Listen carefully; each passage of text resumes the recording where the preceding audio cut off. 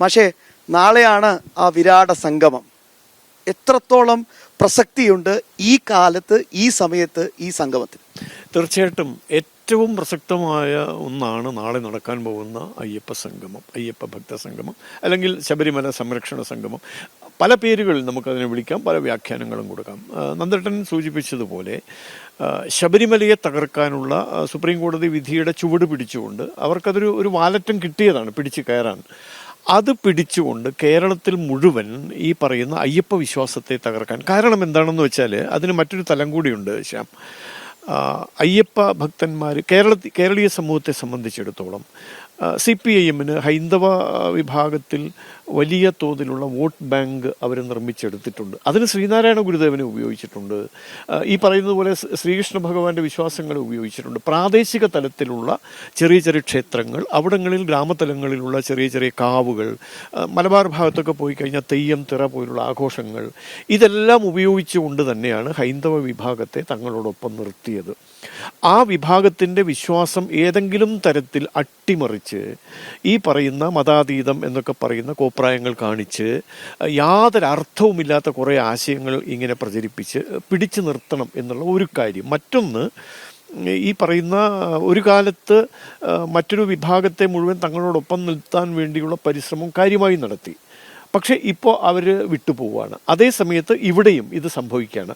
ഹൈന്ദവ സമൂഹം തിരിച്ചറിയുന്നു ഈ പറയുന്നതൊന്നും ഞങ്ങളുടെ ഉയർച്ചയ്ക്ക് വേണ്ടിയോ ഞങ്ങളുടെ നന്മയ്ക്ക് വേണ്ടിയോ ഉള്ളതല്ല എന്ന് സമയാസമയങ്ങളിൽ ഹൈന്ദവ സമൂഹം തിരിച്ചറിയുന്നു.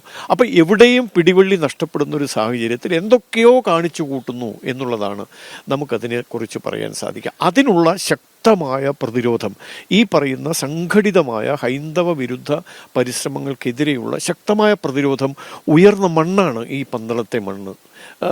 പലരും അത്ഭുതപ്പെട്ടു പോയിട്ടുണ്ട്. ആയിരക്കണക്കിന് ആളുകൾ അയ്യപ്പ ഭജന മാത്രം, ആ ഒരു മന്ത്രം മാത്രം ചൊല്ലി, സ്വാമിയെ ശരണമയ്യപ്പ എന്ന് മാത്രം ചൊല്ലിക്കൊണ്ട് നടത്തിയ ആ ഒരു പ്രയാണമുണ്ടല്ലോ, അതാണ് കേരളത്തിൽ പിന്നീട് പടർന്നു പിടിച്ചത്. അപ്പോൾ തീർച്ചയായിട്ടും ഈ മണ്ണിൽ ഉയർന്ന, നന്ദേട്ടൻ സൂചിപ്പിച്ചതുപോലെ സ്ഫുലിംഗങ്ങൾ, അതൊരു അഗ്നി ജ്വാലയായി പടർന്നതാണ് കേരളത്തിൽ. അതിലാണ് അവർ മുട്ടുകുത്തിയത്. തുടർന്ന് നടന്ന പാർലമെന്റ് തെരഞ്ഞെടുപ്പിന് ശേഷമോ അതിനു മുമ്പോ വീടുകളിലൊക്കെ കയറി ഇറങ്ങി ഞങ്ങൾക്ക് തെറ്റുപറ്റി എന്നൊക്കെ കുമ്പസാരിക്കുന്നത് നമ്മൾ കേട്ടതാണ്. അപ്പോൾ ഇപ്പോൾ വീണ്ടും ആ കുമ്പസാരത്തിന്റെ മറ്റൊരു തലത്തിലേക്ക് കടന്നു. ഞങ്ങളാണ് അയ്യപ്പന്റെ യഥാർത്ഥ വക്താക്കൾ.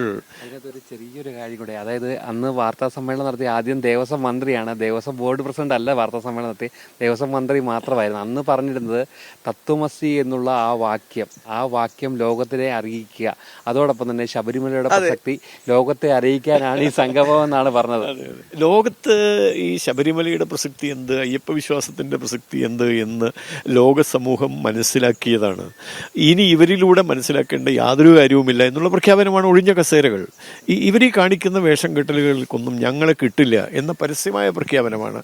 അപ്പോൾ അതുകൊണ്ട് നാളെ നടത്തുന്ന അയ്യപ്പ ഭക്തജന സംരക്ഷണ സംഗമം കേരളത്തിൻ്റെ ചരിത്രത്തിൽ വലിയ സ്ഥാനം പിടിക്കാൻ പോകുന്നതാണ്. കാരണം ഈ പറയുന്ന മാർക്സിസ്റ്റ് ആശയങ്ങളുടെ കാപട്യവും പൊള്ളത്തരവും, മാർക്സിസ്റ്റ് നേതാക്കന്മാർ നടത്തുന്ന ജനവഞ്ചനയും അത് ജനങ്ങൾക്ക് തിരിച്ചറിയാൻ ഇന്നലത്തെ ആ പരിപാടി കൊണ്ട് തന്നെ ഏതാണ്ട് ജനങ്ങൾക്കത് മനസ്സിലായി. നാളെയോടുകൂടി അത് പൂർണ്ണമാകാൻ പോവുകയാണ്. കേരളത്തിൽ ഒരു വലിയ വിചാര വിപ്ലവം തന്നെ നടക്കാൻ പോവുകയാണ്. അതിൻ്റെ കേളിക്കൊട്ടാണ് നാളെ നടക്കാൻ പോകുന്ന ഭക്തജന സംഗമം, അല്ലെങ്കിൽ ശബരിമല സംരക്ഷണ സംഘം എന്ന് പറയുന്നത്.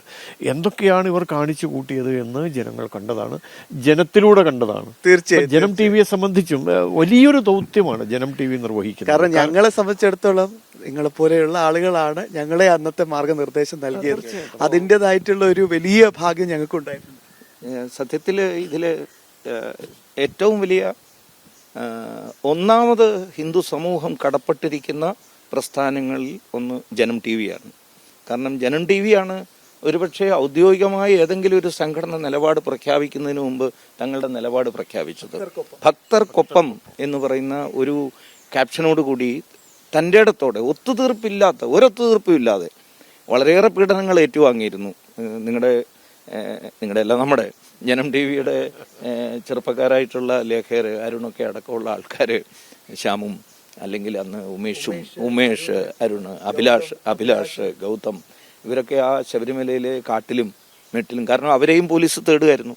പോലീസ് പിടിക്കാനോ ഉപദ്രവിക്കാനും ഒക്കെ ശ്രമിക്കുന്നുണ്ടായിരുന്നു. പക്ഷേ അതിൻ്റെ മുന്നിൽ പൊരുതി നിന്നു. അവസാനം ഞാൻ കണ്ടു നമ്മുടെ ഉമേഷിനെ അവിടെയുള്ള തമിഴ്നാട്ടിലെയും ആന്ധ്രയിലെയും ഭക്തന്മാർ തോളിലെടുത്തുകൊണ്ട് പോകുന്നത് കണ്ടു.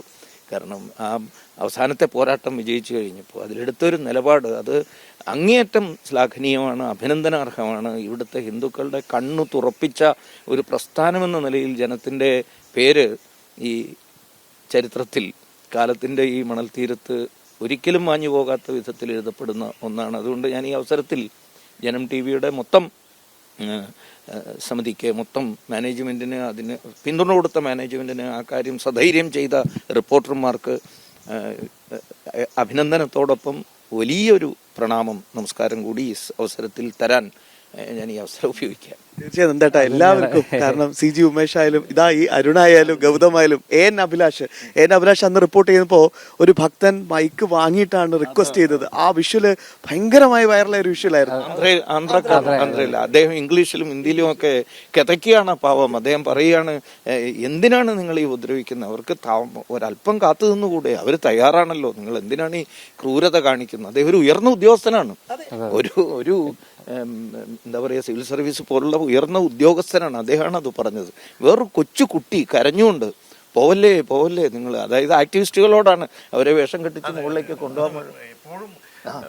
നമ്മുടെ കേരളീയ സമൂഹത്തെ പിടിച്ചുലച്ച ഒരു രംഗമാണത്. ഒരു കൊച്ചു പെൺകുട്ടി, 2 കുട്ടികൾ, അതിന് എന്തിനാണ് നിങ്ങളിത് ചെയ്യുന്നത്? കരഞ്ഞ് നിലവിളിച്ച്, അതാണ് ആത്മാർത്ഥതയുടെ അല്ലെങ്കിൽ ഒരു ആത്മാവിഷ്കാരം എന്നൊക്കെ പറയുന്നില്ലേ. ഇപ്പോൾ കാണിക്കുന്ന വേഷം കെട്ടലും അതും ഒന്നെടുത്ത് താരതമ്യം ചെയ്ത് നോക്കിയാൽ നമുക്ക് മനസ്സിലാകും എത്ര ആത്മാർത്ഥമായി ഹൃദയാവർജകമായാണ് ഭക്തജന സമൂഹം പ്രതികരിച്ചത് എന്ന്. അത് ജനങ്ങളിലേക്ക് സമയാസമയത്ത് എത്തിക്കാൻ ജനം ടി വി നിങ്ങളോട് തന്നെ നിങ്ങളെക്കുറിച്ച് പറയുമ്പോൾ ഒരു അനൗചിത്യമുണ്ട് എങ്കിൽ തന്നെയും അത് പറയാതെ നിർവാഹമില്ല. കാരണം കേരളത്തിൽ ഉയർന്നു വന്ന ഭക്തജന പ്രതിരോധത്തിന് സത്യത്തിൽ മുന്നിൽ നിന്ന് നയിച്ചത് ജനം ടി വി തന്നെയാണ്. അപ്പോൾ ആ കുട്ടിയുടെ കരച്ചിലും അതിനും പുറമെ നമ്മുടെ ഒരു മുതിർന്ന കാര്യകർത്താവ് ഒരു കൊച്ചു പയ്യനെ തോളിലേറ്റി ശരണം വിളിയോടുകൂടി നടന്നു പോകുന്നതും അതിനെ പോലീസ് തടയുന്നതും ഒക്കെ നമ്മൾ കണ്ട കാര്യങ്ങളാണ്. അപ്പോൾ ഇതൊക്കെ കേരളത്തിൽ ഉണ്ടാക്കിയെടുക്കാൻ പോകുന്ന ഒരു വലിയൊരു മാറ്റം, പരിഷ്കരണം എന്താ നമ്മളതിന് പറയുക, അതിനു വേണ്ടി കാത്തിരിക്കുകയാണ് കേരളീയ സമൂഹം. നാളെ ഇന്നലെ നടന്നതും അതൊരു വലിയ കാര്യമല്ലേ. ഇവിടെ പമ്പയിൽ സർക്കാർ സ്പോൺസേഡ് 7 കോടിയോ 7.5 കോടിയോ ചെലവാക്കി 623 പേർക്ക് വേണ്ടി ചെലവാക്കിയ പരിപാടി പൊളിഞ്ഞു പാളീസാകുമ്പോൾ അങ്ങ് ദൂരെ ഇന്ദ്രപ്രസ്ഥത്തിൽ ഡൽഹിയിൽ ജനം ടി വി പരിപാടി നടത്തി. ഇതൊരു വലിയ സംഭവമാണ്. തീർച്ചയായും ആയിരങ്ങളാണ് അവിടെ ഒരുമിച്ച് കൂടിയത്. താരതമ്യം ചെയ്യേണ്ടത് സർവ്വസംഹാരക ശേഷിയുള്ള പിണറായി വിജയന്റെ ഗവൺമെന്റിന്റെ സ്പോൺസേഡ് പരിപാടി പൊളിഞ്ഞു പാളീസാകുമ്പോൾ ഒരു ചെറിയ, ഇപ്പൊ കേരളത്തിലെ മൊത്തം ചാനലുകളുമായിട്ട് തട്ടിച്ചു നോക്കുമ്പോൾ നമുക്ക് 1-ാം നിലയിൽ നിൽക്കുന്ന, കണ്ടന്റ് കൊണ്ട് 1-ാം നിലയിലാണ്, ആത്മാർത്ഥത കൊണ്ട് 1-ാമതാണ്.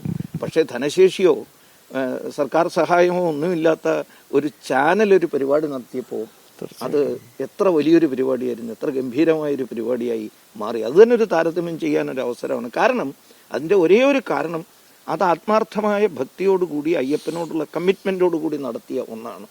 ഈശ്വരൻ്റെ മുന്നിൽ സർവ്വതും സമർപ്പിച്ചുകൊണ്ട് നടത്തിയ പരിപാടിയായതുകൊണ്ടാണ്. ഇതൊരു നാടകമായിരുന്നു. അതുകൊണ്ട് ഈശ്വരൻ്റെയും സഹായമില്ല, ഭക്തൻ്റെയും സഹായമില്ല. അതുകൊണ്ട് അയ്യപ്പൻ്റെ കോപവും ഭക്തജനങ്ങളുടെ ശാപവും, ഇത് രണ്ടുമാണ് ഇത് പൊളിഞ്ഞ്. ഭക്ഷണം ഉണ്ടല്ലോ നന്ദേട്ടാ, ഭക്ഷണം അവസാനം ഒരുപാട് ബാക്കിയായല്ലോ. അവസാനം സാധാരണ ഭക്തർക്ക് കൊടുക്കേണ്ടി വന്നു. അപ്പൊ അന്നദാനം ഭഗവാൻ തന്നെ നടത്തിച്ചു. അതാണ് ഈ പ്രായശ്ചിത്തം ചെയ്യുക എന്നുള്ളതൊരു സംഗതി ഉണ്ടല്ലോ. ഭഗവാൻ എപ്പോഴും ഈ പറഞ്ഞത് ഞാൻ നേരത്തെ പറഞ്ഞല്ലോ, ഒരു പ്രതികാര ബുദ്ധിയോടെ എന്തെങ്കിലും ചെയ്യുക എന്നുള്ളതല്ല, മറിച്ച് ഇവരുടെയൊക്കെ ഉള്ളിൽ ഇരുട്ട് നിറഞ്ഞ ഉള്ളിലേക്ക് വെളിച്ചം കടത്തുകയാണ്. അപ്പോൾ ആ വെളിച്ചം അവരിൽ ഉണ്ടാക്കിയെടുക്കാൻ കഴിയുന്ന സാഹചര്യമാണ് ഒരുങ്ങി വരുന്നത്. ഉറപ്പാണ് ഈ നമ്മുടെ നാളത്തെ ഈ ഒരു പരിപാടി കൂടി കഴിയുന്നതോടുകൂടി ഇവർക്ക് കാര്യം ബോധ്യമാകും. അതനുസരിച്ച് ചുവട് മാറ്റേണ്ടി വരും, നിർബന്ധിതമാകും. അല്ലെങ്കിൽ ഈ പറഞ്ഞതുപോലെ തന്നെയാണ്, ആരും പരിഗണിക്കാത്ത, എടുക്കാത്ത കാശ് നമ്മൾ പറയാറില്ലേ, എടുക്കാത്ത നാണയം പോലെയാവും ഈ പ്രസ്ഥാനവും ഇതിൻ്റെ നേതാക്കളും. ഓട്ടക്കാലം എനിക്ക് തോന്നുന്നു ഇത് ഇദ്ദേഹത്തിൻ്റെ ഇത്തരം വേഷം കെട്ടലുകളൊക്കെ കാണുമ്പോൾ എവിടെ നിന്നൊക്കെയോ ഉള്ള ദുസ്വാധീനം അദ്ദേഹത്തിന് ഉണ്ടാകുന്നുണ്ട്. ഒരുപക്ഷെ വീട്ടിൽ നിന്ന് തന്നെയാവാം, സ്വന്തം വീട്ടിൽ നിന്ന് തന്നെയാവാം. ഇദ്ദേഹത്തെ ഈ പറയുന്ന ദുസ്വാധീനത്തിന് വിധേയനാക്കുന്നത്? ചില ആശയങ്ങൾ ഒളിച്ചു കടത്താനുള്ള പരിശ്രമമുണ്ട്. ഈ മതാതീതം എന്ന് നമ്മൾ നേരത്തെ പറഞ്ഞതുപോലെ മറ്റേതെങ്കിലും ഒരു സവിധത്തിൽ ചെന്ന് ഇത് പറയാൻ അവർക്ക് ധൈര്യമില്ല. പക്ഷെ ഇവിടെ വന്ന് ഇതൊക്കെ പറയാം. കാരണം അങ്ങനെ ആർക്കും കയറി കൊട്ടാവുന്നൊരു ചെണ്ടയാണ് കേരളത്തിലെ ഹിന്ദു സമൂഹം, ഭക്തജന സമൂഹം എന്നൊരു തെറ്റായ ധാരണയാണ് അവർ നയിക്കുന്നത്. എന്തായാലും അത് മാറ്റിയെടുക്കാൻ കേരളീയ അവർ തന്നെ അവസരമുണ്ടാക്കുന്നു. അത് ഇതിലൊക്കെ ആത്യന്തികമായുള്ളത് എല്ലാം നമ്മൾ ഇന്നലെ മുതൽ തുടങ്ങിയ യാത്രയിലും അത് തീർച്ചയായും എന്തായാലും അപ്രതീക്ഷിതമായാണ് ഓരോ അതിഥികൾ എത്തുന്നത്. അതോടൊപ്പം തന്നെ ഇന്നലെ പന്തളം കൊട്ടാരത്തിൽ നിന്നാണ് നമ്മളുടെ ഈ ഒരു പ്രയാണം ആരംഭിച്ചത്. ആ ഒരു പ്രയാണം തുടരുന്നു. നാളെയും ഇതേപോലെ തന്നെ അതിഥികൾ ഉണ്ടാകും. അതോടൊപ്പം തന്നെ ഏറ്റവും പ്രധാനപ്പെട്ട കേരളത്തിന് നിലപാട് വ്യക്തമാക്കുന്ന നേതാക്കളുണ്ടാകും. തീർച്ചയായും എനിക്ക് തോന്നുന്നു രണ്ടുപേരും ഭയങ്കര തിരക്കാണ്. ഇന്നത്തെ പരിപാടി നാളത്തെ പരിപാടിയിലേക്ക് പങ്കെടുക്കാൻ വേണ്ടി ഡൽഹിയിൽ നിന്നൊക്കെ ഓടിയെത്തിയതാണ്. ഇന്നും ഇവിടെയൊക്കെ ഒരുപാട് പരിപാടികളുണ്ട്. ഈ തിരക്കിനിടയിലുമാണ് ഞങ്ങളുടെ പ്രിയപ്പെട്ട പ്രേക്ഷകർക്കൊപ്പം ജനം ടി വിയോടൊപ്പം ഈ രണ്ട് പ്രധാനപ്പെട്ട വ്യക്തിത്വങ്ങളും ചേർന്നത്. ഹൃദയത്തിൻ്റെ ഭാഷയിൽ നന്ദേട്ടനും മാഷിക്കും ഞങ്ങൾ നന്ദി പറഞ്ഞ അതൊരു ഫോർമാലിറ്റി ആയി പോകും. കാരണം ഈ പോരാട്ടത്തിന് ഞങ്ങൾ മുന്നണി പോരാളികളും മാർഗനിർദ്ദേശം നൽകുന്ന ആളുകളുമാണ്, ഞങ്ങളുടെ ഗുരുസ്ഥാനീയരായ ആളുകളാണ്. അതുകൊണ്ട് ആ പാദത്തിൽ ശിരസ് നമിച്ചുകൊണ്ട്, മനസ്സുകൊണ്ട് ശിരസ് നമിച്ചുകൊണ്ട് നന്ദി പറഞ്ഞ് നമുക്ക് തൽക്കാലം ഇവിടെ നിന്ന് ഇറങ്ങാൻ.